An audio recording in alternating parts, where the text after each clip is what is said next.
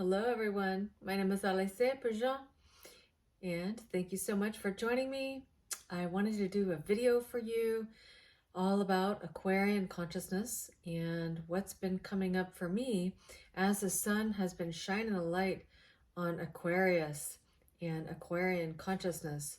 I thought it would be fun to do a video and maybe pull a card for collective contemplation in regards to Aquarius season of 2023. So I've been calling this time the space-time flame work. And this just came in my head as I was contemplating Aquarius consciousness. Space-time flame work. So why would I be thinking of it that way? Well, because Aquarius consciousness is the part of our consciousness that can traverse all context of time, so past, present, and the future. It's associated with the brain and the nervous system.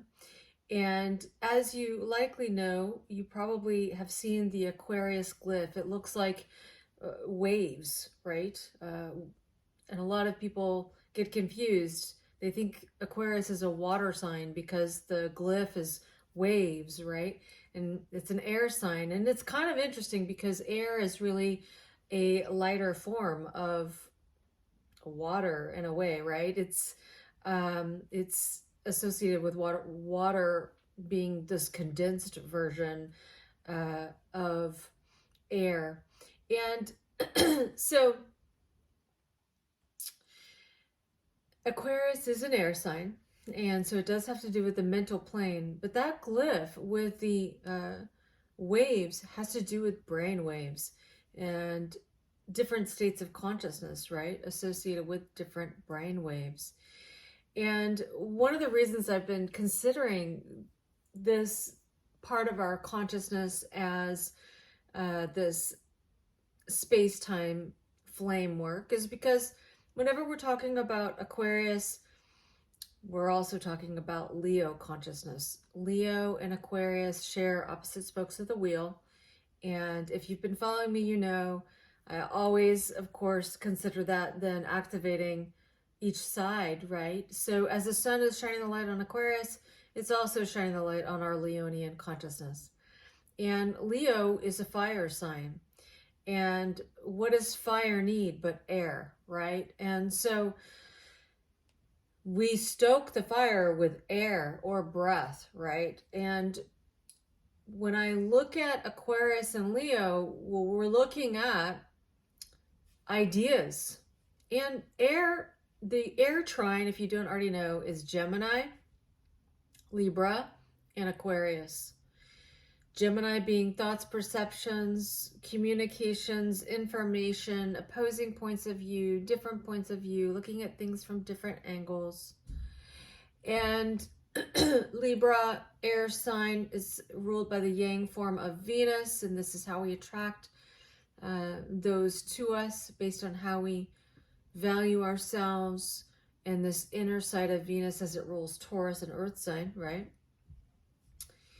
And then, you know, and remembering that when we're interacting in our Libran consciousness, being an air sign, we're sharing our ideas with people. So, you know, it makes sense that it's Libra and air. And then there's Aquarius. And Aquarius is ruled by Saturn and Uranus. And so this is how we structure our consciousness and the structure of consciousness. And Uranus is kind of this like inherent function of the mind to actually assist us to liberate our minds into more perceptions, a wider point of view, including more in our understanding and our dimensions of ourselves and our own consciousness and the dimensions of consciousness that we can traverse, right? And now, Saturn is also a ruler of Capricorn. This is a yin sign. And so this has to do with our structure of consciousness that is cultivated from within based on our own emotional security And once it's this rulership of Aquarius, yang sign, this is then, really how we structure our consciousness, what we see as out there or out in the world in society with like-minded people on the same wavelength as us, right? Same brain waves as us. So you can get what I'm saying about this structure of consciousness, dimensions of consciousness, how we access dimensions of consciousness, different dimensions of our own consciousness based on our brain waves. And if you know about brainwaves, and if you don't know about brainwaves, I encourage you to do your own research. But there's different types of brainwaves that we have that induce different states of consciousness, right? And you've probably heard of the flow state. So the flow state is when we access the state of consciousness that actually assists us creatively and has us relax and be in this creative mode within ourselves. If you know about Aquarius and Leo, you know that Leo is how we self-actualize our own creativity. So, so this is how I'm getting to this space-time flame work that we're doing as the sun is shining the light on this axis of consciousness. Because our ideas very much in our perceptions, our mental state can very much affect our own self-actualization process and how we can get into these flow states where we access and channel different aspects and dimensions of our consciousness that we maybe didn't have access to before. And so one of the things to be looking at when we have Sun in Aquarius is, what ideas am I harboring? Are they actually really stoking my fire? Are they really actually enhancing my own self-actualization process, our own creativity, our own love nature, right? And this is where with this Aquarian consciousness, we can really see that. We know when we're not harboring ideas that resonate with us, as Aquarius squares Taurus, right? And Venus rules sign Taurus, right? If it doesn't resonate with us, it's not going to stoke our fire. It's going to dampen our fire. And so we can be looking at, are we harboring ideas? Are we surrounding ourselves with friendships or friend groups or with like-minded individuals, Aquarius, right? That actually stokes our fire, that really resonates with us, really values our ideas, and also complements our ideas as well, or that we expand our consciousness through sharing our ideas. And so if you've been following me or you've been following astrology, you know Pluto's going to be moving into Aquarius in March of 2023. And it's going to begin its journey through Aquarius, although it will retrograde back into Capricorn and then back into Aquarius. But this is really going to be, shifting the energy in regards to exposing, are we really on the brain wave that we want to be on? Are we surrounding ourselves with people and situations, relationships, ideas that are actually stoking our fire, that's actually assisting us to self-actualize what it is that we love, in our own sense of self-love and expression of love in the world, our own contribution of light in the world. And so Pluto will actually likely have us have powerful experiences that expose that, so that we can align with that which is going to empower us and really not only value us, but that actually, we're also valuing ourselves. Because the thing is with Aquarian consciousness, this is the mental state. And so this is about mental stability or mental instability. So the shadow side of it is mental instability. So if we find ourselves in situations with people, places, or things that are actually not stoking our fire, not actually in alignment with our certain our values or our personal value. They're not valuing us, or vice versa. It could go both ways, right? Then it can actually create mental instability in our lives. It can cause depression. It can really just fragment our consciousness, and we can go into disassociated states where we're not fully aligned with who we are in our own identity, in our own personal contribution of light in the world. So it's really important to be noticing our mental states when we're with people or when we're accessing different information, different perspectives. And is it really actually in alignment with our own joy as well as our own love nature? And is it fueling our personal contribution of light in the world? So I wanted to pick a card for Aquarius season 2023. And I decided that we're going to do a archetype card.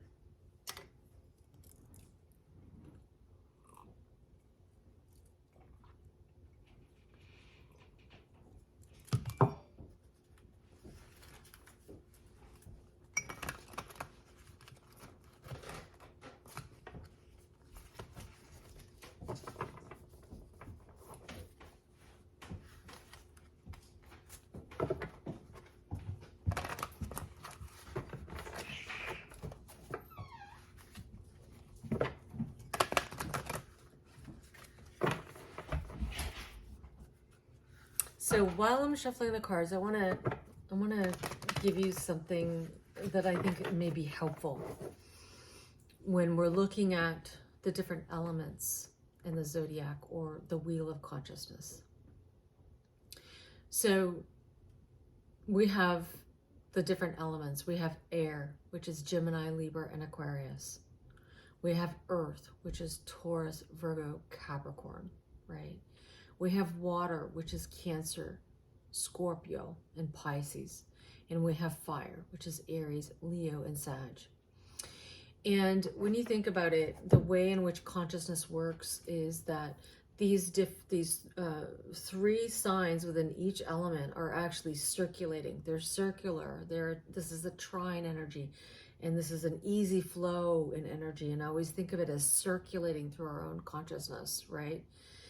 And they really complement each other. So you have air, which is circulating. These are the mental ideas, as we've talked about. And then there's fire, which is this Aries, Leo, Sag, which is really about the higher mind, intuition, our own self-actualization through our Leonian consciousness, right? And how the air, the thoughts, perceptions, ideas, communications, the mental plane is really stoking that fire, right? It's just like when you're actually building a fire with earth, right? And this is Taurus, Virgo, Capricorn. You've got wood, right? Earth. And, you're actually lighting the fire, and, sometimes you got to blow on it, right? And so this is kind of like the air, the thoughts that we entertain in our own minds, right? And how that air, as we give the fire air, it actually gets bigger and bigger and bigger. So our self-actualization process gets bigger and bigger and bigger. And we're really shining a light. We're creating warmth in the world. We're creating love in the world, right? And the water aspect, Cancer, Scorpio, and Pisces, is very much how this makes us feel, right? And so think about like how different pieces of information, how different thoughts that we have, different communication. When we communicate, we can feel what that creates, right? And so if we're entertaining things that are not stoking our fire, we can feel that. We can feel the dampening of our vibration. We can feel the dampening of our own fire through that water element. So this is the opportunity to really look at, okay, is what I'm thinking, are my ideas really resonant with my own vitality and my own regeneration of energy towards Scorpio, right? Because if they're actually dampening our vibration and kind of putting like a wet blanket on our fire, then actually, this goes to show that whatever it is I'm thinking, perceiving, communicating, or, believing is actually not in alignment with my personal evolutionary path. It is actually not my personal truth. Because if it is our personal truth, it's going to be supportive of our evolutionary path, and we will feel that. We will sense that through that water nature. And so I just wanted to bring this as an opportunity to consider that as we have Pluto moving into Aquarius soon, because it's going to be a journey of this space-time flame work that we're going to be doing, because this is really about coming online with our own personal, individual quality of light that we're bringing into the world, and how it is important that we're in alignment with our personal contribution of light in the world, because it's naturally going to then attract everything in the outside world that is resonant with that, and vice versa. We are a brilliant, unique piece to a much bigger puzzle. So the more that we are in alignment with our personal self-actualization process, what it is that we love, and how it is that we express that love through whatever self-actualization or creativity that we do. Everything is creative, so it can be anything. It doesn't have to mean a specific art form, although it can, right?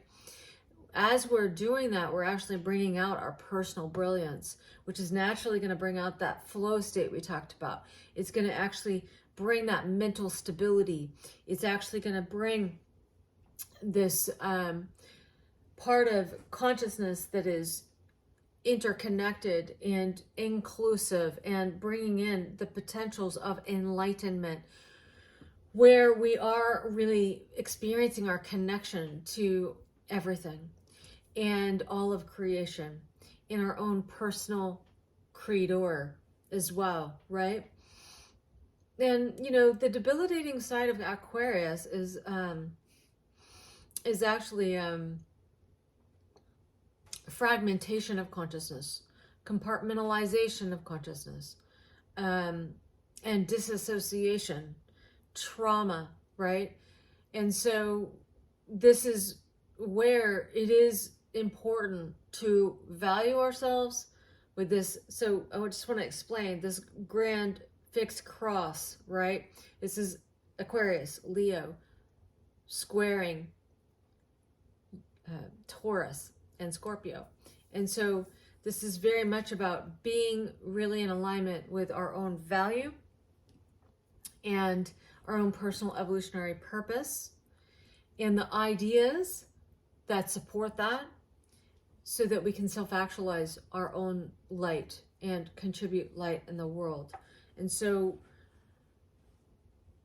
our ideas are really meant to, and we're meant to be around those that are going to value us and our ideas as well, right? And it's going to be, at least we may not always agree or, understand, but that we are, recognizing a more diverse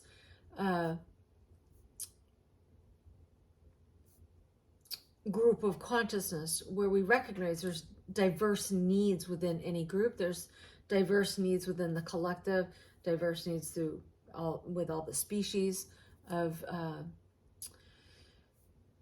the earth. And so this is where, with Pluto moving into Aquarius, it's going to really expose where we may need to be more and more and more in alignment with all of those things, right? So I'm just going to shuffle 3 more times. I'm going to pick an archetype card for us for Aquarius season 2023 to contemplate as a point of focus.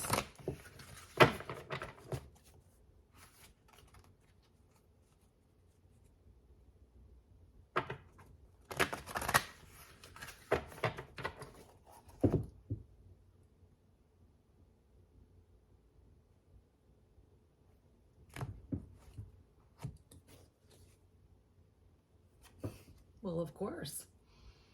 We got the Rebel.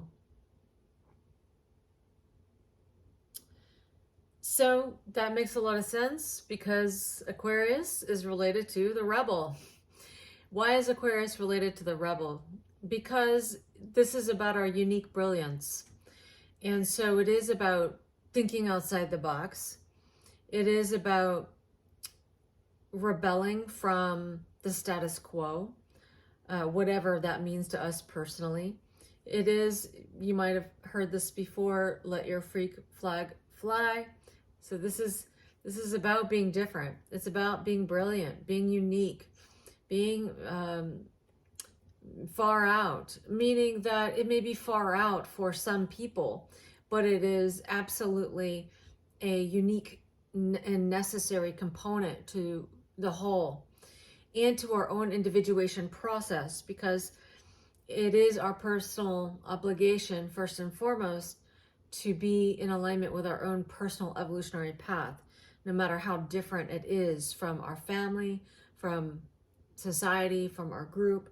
We have something unique and brilliant to bring. And so sometimes that means that we have to rebel from the things that would actually inhibit that expansion and consciousness, not only for ourselves, but also for any group or society, right? And this is why Aquarius has to do with the innovators, has to do with brilliance. It has to do with anything scientific or anything that is, you know,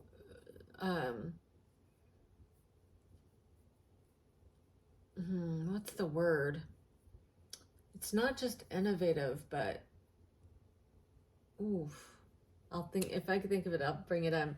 But, you know, it's very much this, the scientist, I think is what I was thinking. You know, it's just, you know, really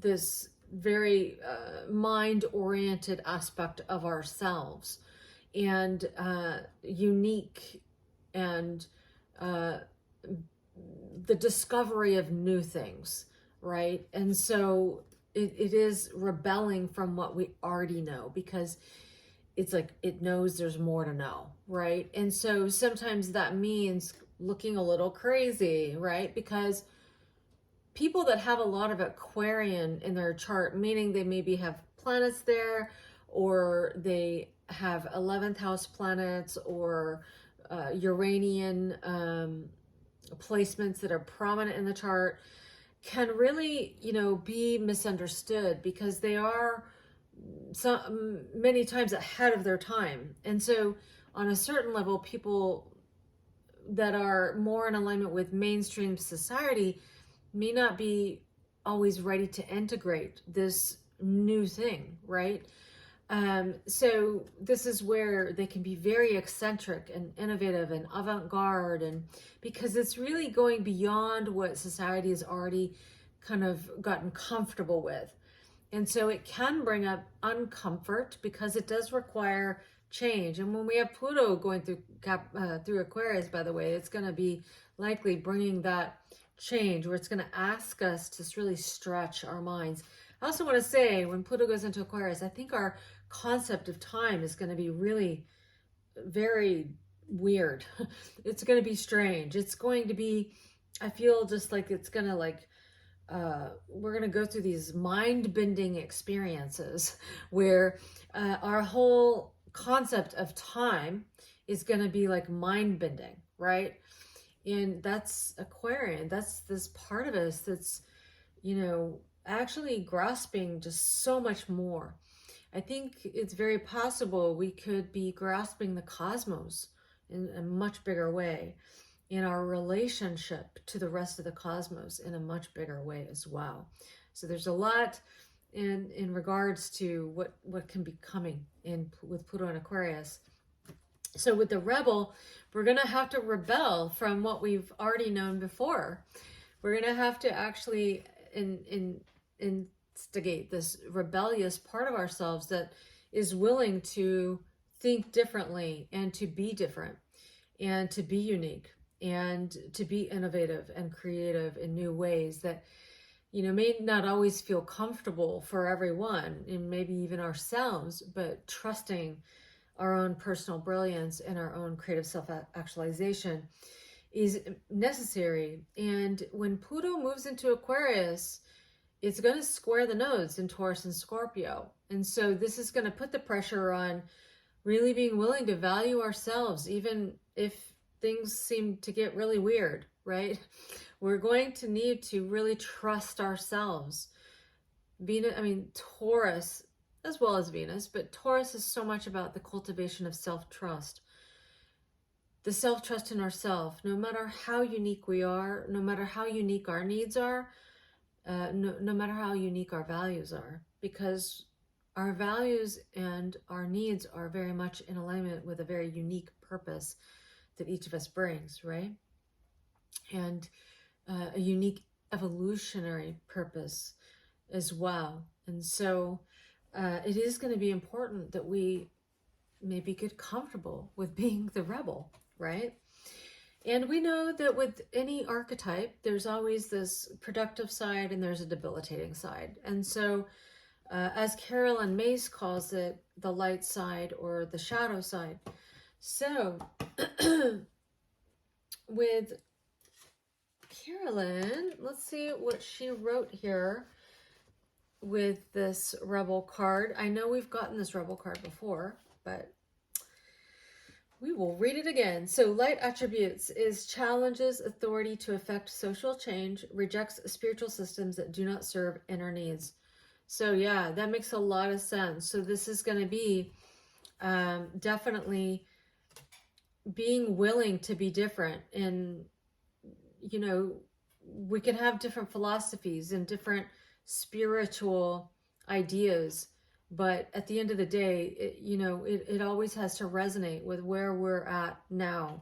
It has to be relevant for where we are in our own self-actualization process, right?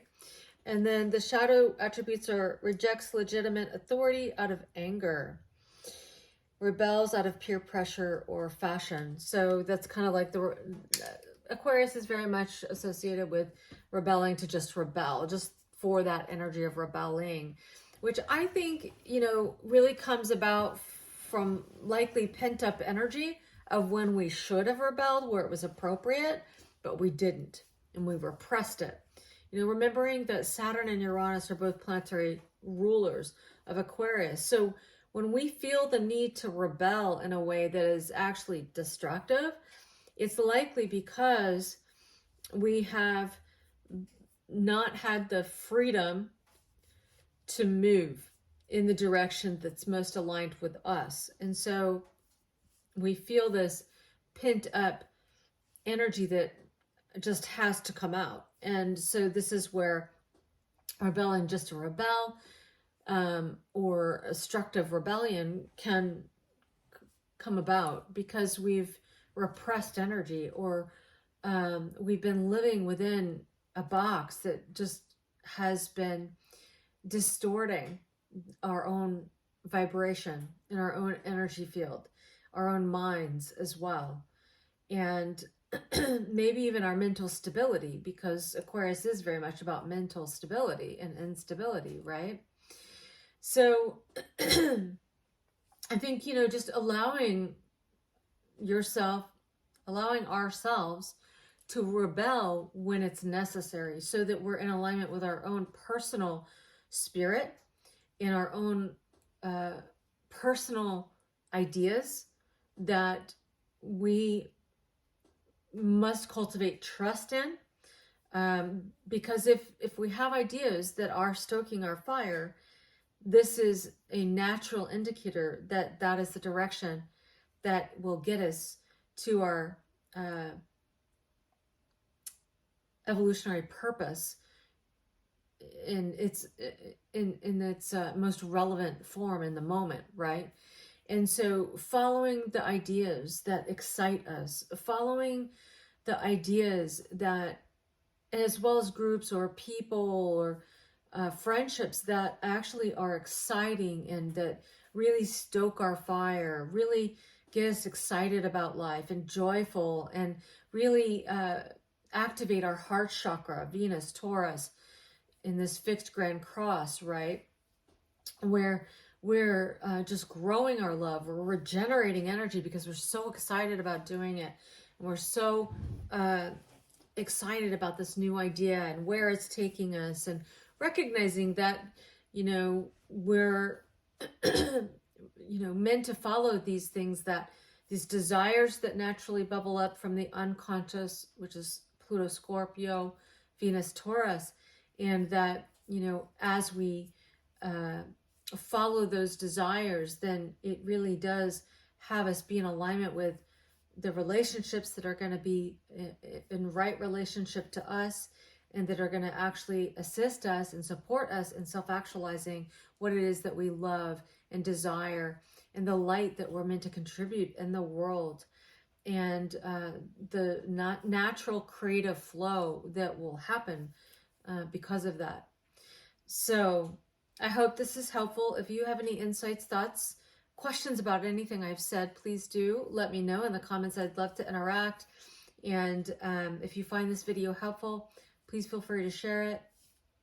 And of course, feel free to subscribe to my channel. I do like to come on here and bring in videos for the new moons and the full moons, as well as transits that I find would be really helpful to know about. And so feel free to subscribe and hit the notification bell if you'd like. And I'll see you on the next video.